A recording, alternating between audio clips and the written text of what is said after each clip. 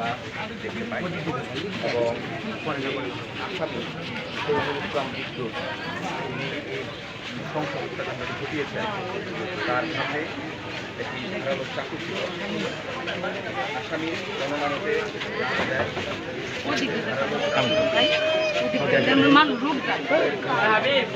আলো কাপড়ে গোপনে রেখে চাকুটি গোপনে রেখে প্রবেশ করে গলায় ধারালো চাকুর মাধ্যমে জবাই করা হয়, সেভাবে জবাই করা হয়। একাধিকবার জবাই করে নারীকে মৃত্যু নিশ্চিত করেছে।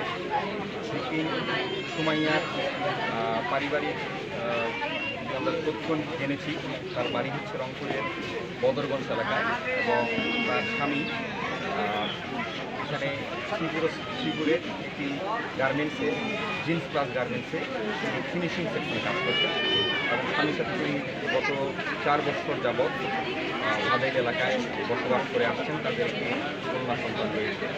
আনুমানিক 4 বছর পূর্বে তাদের রংপুরের বদরগঞ্জ এলাকায় তাদের বিয়ে হয়। মাসুদ রানা ভিকটিমকে বিয়ে করেন 2020 সালে এবং তারা সম্পর্কে পারিবারিকভাবে খালাতো বোন ছিলেন এবং পরবর্তীতে তাদের প্রেমের সূত্র ধরে বিয়ে হয়, পারিবারিকভাবে বিয়ে হয়।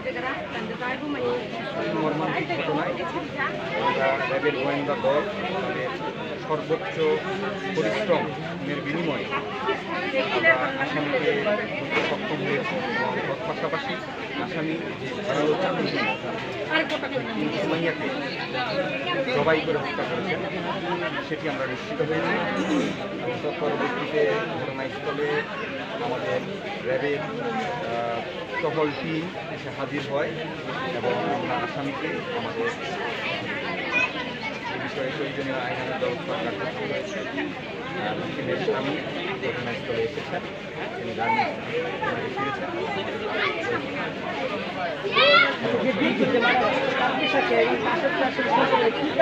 কি কারণে মারা হলো?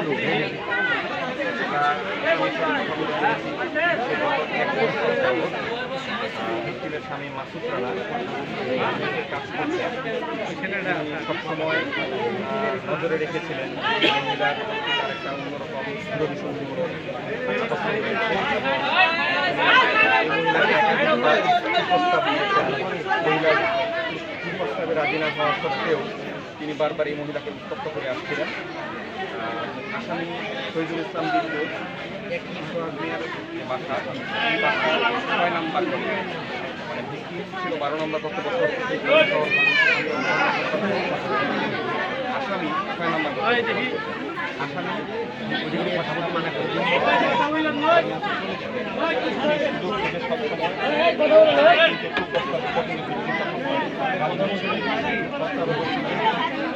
বশবর্তী হয়ে প্রভুর অনুরোধে পূর্ব পরিকল্পনা